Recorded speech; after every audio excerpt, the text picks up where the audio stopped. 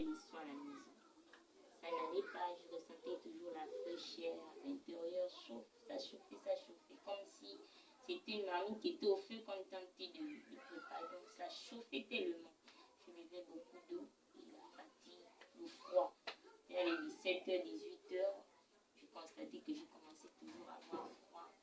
Comme ça, lui, il a dit non, tu ne peux pas te retrouver tout dans cet état, tu n'es pas en bonne santé. Il vaut mieux qu'on aille à l'hôpital. La dame qui est perturbée n'était pas arrivée ce jour-là, elle était au travail.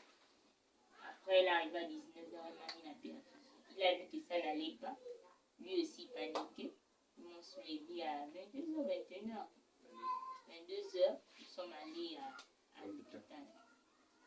J'étais toujours à Cap-Vert. On arrive à l'hôpital à 22h, personne. On nous a reçus, mais en disant que le médecin n'est pas là, ils ne peuvent pas avec la perfusion. Pendant que j'étais assise d'abord, il est tenté de parler avec la dame. J'étais assise avec une autre maman là, qui est aussi une maman de foi aussi. Je lui ai dit, oh mais regarde, la chouette est tentée de passer. Après, elle m'a dit, oh laisse tout ça là, c'est rien, Dieu est au contrôle, Dieu va agir. On est revenu, on n'a pas reçu. Le lendemain, on a dormi, j'ai quand même pu dormir avec la douleur, mais vers les 24 heures, 1 heure, là, ça n'allait pas. Ça, ce sont les heures où je ne dors plus. Donc, ça me faisait tellement mal. J'ai pleuré. Lui aussi, il était toujours là, c'est moi. Même dormir, le pauvre enfant ne dormit plus. Comme ça, ils m'ont emmené le matin à 8 heures. Il a dit, ah non, là, je sens que ça ne va pas. Le cas ne fait que descendre. On va aller à l'hôpital. Parce que malgré les perfusions qu'on te met, rien ne passe. Donc, allons sur place à l'hôpital. On est allé à l'hôpital. On a rencontré le docteur qui est mon oncle général. Il a fait l'ordonnance. Les 2 ordonnances s'élevaient à 100 et quelques mille, sans compter le bon des examens qu'on nous a donnés. Il a pu acheter quand même une ordonnance de 60 000 les premiers soins, avec d'autres médicaments qu'il avait déjà achetés. Tu peux amener les ordonnances, s'il te plaît. Amène tout. Même les médicaments. Oui, amène tout. Tiens. Amène tout. Parce que ça, c'est quelque chose que Dieu a fait que... C'est comme ça n'allait pas toujours. J'étais toujours là, souffrant. J'ai pleuré, j'ai regardé maintenant le mur, mais j'étais devenue toute blanche. Je ne mangeais plus, fatiguée, paralysée, tout le corps. Les articulations, c'est comme si on m'aurait donné même les bois au corps. J'étais tellement fatiguée. L'étouffement là, je n'arrivais même pas à parler comme je parlais. J'ai dit, je remercie le Seigneur, parce que ce qu'il a fait dans ma vie est tellement grand que je ne sais même pas comment. Amen. Je n'arrivais pas, la voix ne sortait plus comme je parle là, ça ne sortait pas. Donc quand quelqu'un me parlait avec moi, il suffit qu'il me dise, mon petit, quand je parle là, ça monte, ça monte.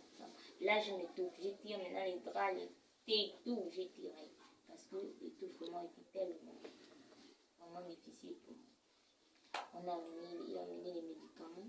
Comme ça, je ne me sentais pas bien. La soeur aussi, Dieu a permis qu'elle arrive à la maison.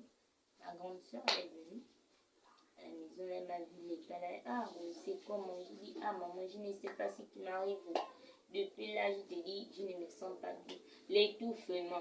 Quand je sais seulement qu'une personne arrive me poser la question, pourquoi tu es malade là? Et quand je réponds, c'est fini. Je m'étouffe. Pour respirer, maintenant, je n'arrive pas. J'ai cherché le numéro de passe. Parce que là, je ne me sentais plus bien.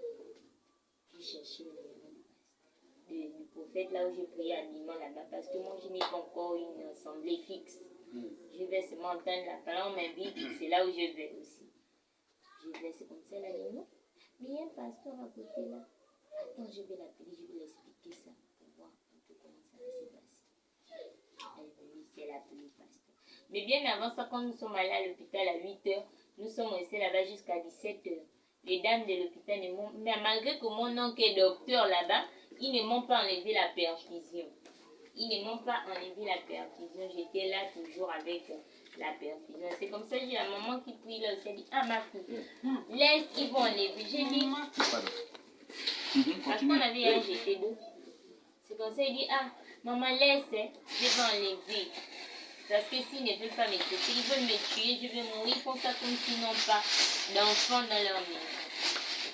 C'est comme ça que j'ai tiré la perfusion. Le sang a coulé un peu, j'ai tiré, je suis revenue à la maison. À pasteur, après qu'il a payé l'ordonnance, là, puisque je n'ai pas la CNAM, vous-même vous savez que quand tu n'as pas la CNAM, les médicaments sont coûteux. Ouais. Donc, il a dépensé, payé ça. Après, nous sommes revenus. On ne m'a même pas reçu, on m'a renvoyé que la personne qui a commencé le traitement, c'est la même personne qui doit terminer. C'est comme ça, quand on est venu, elle a vu mon état, elle a dit, bon, que le pasteur, tu m'avais appelé, ben, je dis pas parce que là, sincèrement, je ne me sens plus bien. Le reste des choses qui s'est passé là-haut, moi je ne connais même dans quel état j'étais. Mais l'état où je vous dis, où j'étais, je ne pouvais pas parler aujourd'hui avec vous là. C'est Dieu qui a fait grâce que je sois là aujourd'hui. Parce qu'il n'avait pas écrit mon nom dans le cahier de mort que je devais mourir. C'était dans le cahier de vie. Amen. Donc aujourd'hui je suis là pour témoigner de ce qu'il a fait dans ma vie. Amen. Et que ça ne cesse, ces témoignages ne cesseront jamais. Amen. Le pasteur, on n'est pas que les gens disent peut-être demain après-demain qu'il a imposé les mains, il m'a touché, comment il a juste parlé en distance. Il suffit seulement que j'ai disposé mon cœur et recevoir ce que j'ai reçu. Amen. Et je dis gloire à Dieu.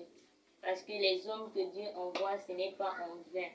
Amen. Il est comme de protection. De la même manière qu'il nous sort de la captivité, c'est de la même manière que l'ennemi aussi veut aussi les persécuter eux. Amen. Donc, il suffit d'avoir le discernement et la foi. Moi, je peux dire juste la foi. Parce que sans la foi, nous ne sommes rien. Amen.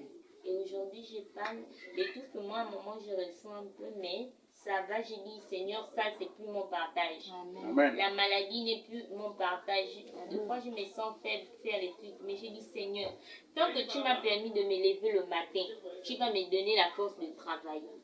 Je prends mon linge, je lave, je fais ce que j'ai fait. L'appétit, je n'avais pas l'appétit.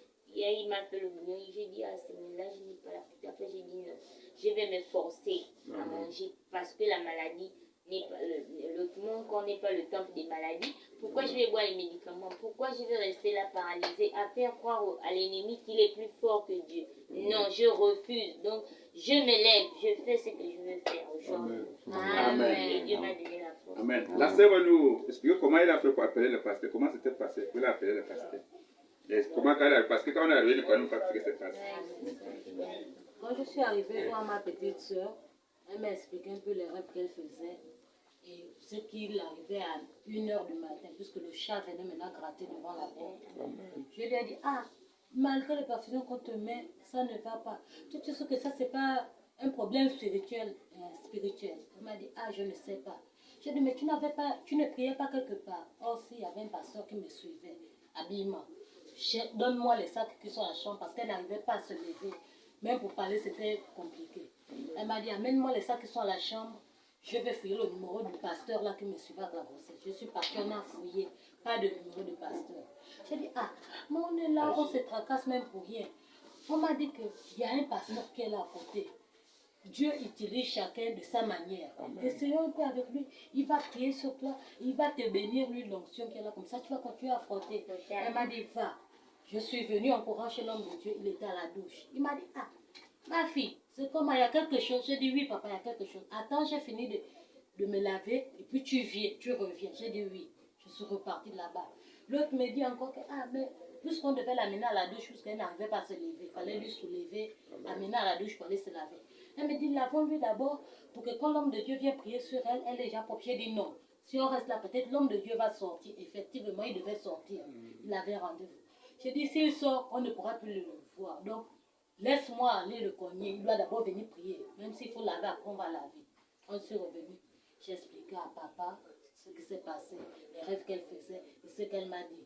Papa dit, il n'y a pas de problème. Attends, moi, il est rentré, il a pris sa Bible là et son huile d'onction. Il m'a suivi là-bas. Il a commencé à exhorter ma soeur. Que tu sais, un pasteur ne sauve personne. Un pasteur n'est pas Dieu. Amen. Si tu ne fais pas confiance en Dieu, tu n'auras pas ta guérison. Donc fais seulement confiance en Dieu. Ouvre ton cœur.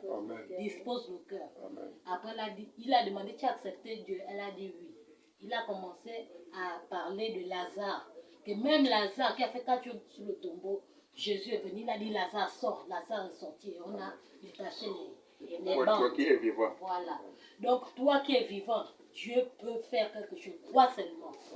L'homme de Dieu était sur sa place. Quand il a commencé à prier, ma soeur a commencé à parler avec une voix qui n'était pas la tienne. J'ai juste dit, le Saint-Esprit est déjà là. Nous tous on frissonnait quand il disait, à l'instant que je parle, le Saint-Esprit est là. Nous tous on frissonnait. Quand il a dit ça, elle qui n'arrivait pas à se lever, il fallait lui lever pour faire quelque chose. Il a sauté.